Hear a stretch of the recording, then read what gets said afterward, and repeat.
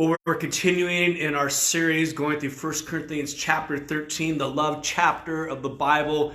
And today we're going to be looking at verse 3, 1 Corinthians chapter 13, verse 3. And in this verse, what we're going to see is that we can give for all the wrong motives.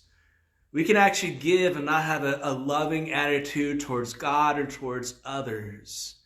And is that the way that we should give?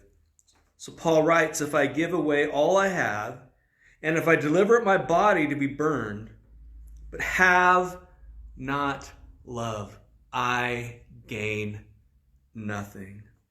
So you can give without love, but you cannot love without giving. And love is always to be self-sacrificing, but self-sacrifice does not necessarily come from love. Meaning you can be sacrificial and not do it out of love, but out of maybe a selfishness to give off or to show off, rather. Even Christians give away sacrificially. Sometimes they do it out of a legalistic attitude to receive praise, or maybe even times to relieve a guilty conscience, or imagine getting some type of special blessing from God, but not doing that because you love God. And what should be our motive for giving? I mean, can we receive joy from giving? Can I receive joy from giving to a person, or giving to a missions organization, or giving towards a special project at church, or whatever it might be? Can I have joy in that? Yes. But let's take a closer look here. Paul again is using an exaggeration. We can give away everything we owned up to the point that we have nothing left and not give with genuine love. That is not selflessness, that is selfishness. That is not sacrifice, and it profits no one.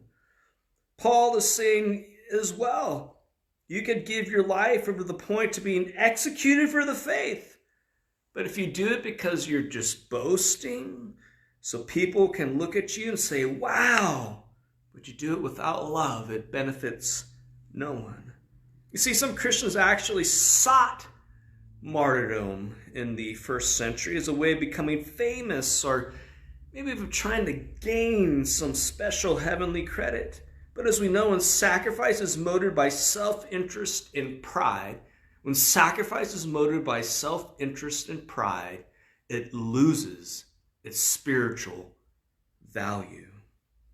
Even accepting agonizing death for the faith profits nothing if it is done without true love. So no matter how much a person may suffer because of his Christian service or testimony, he has no spiritual gain if his witness and work are not ministered in love. And I'm going to leave you with this great Greek scholar. He mentioned this. It does not follow that the more we give away, the more we shall love God. But, and listen very carefully here, rather that the more we love God, the more we shall be willing to give away. What we do is always the result of what or who we are. So go give and sacrifice because we believe in this way we shall enjoy more of God's blessings than God himself. Is a loveless charity. Rather, I'd like to end here and say, I love God so much. I'm appreciative of the cross of Jesus Christ, the greatest gift of love ever. And out of that, I want to give back to God what he's already given to me, because that love is well worth everything in this world. So thank you for joining me today.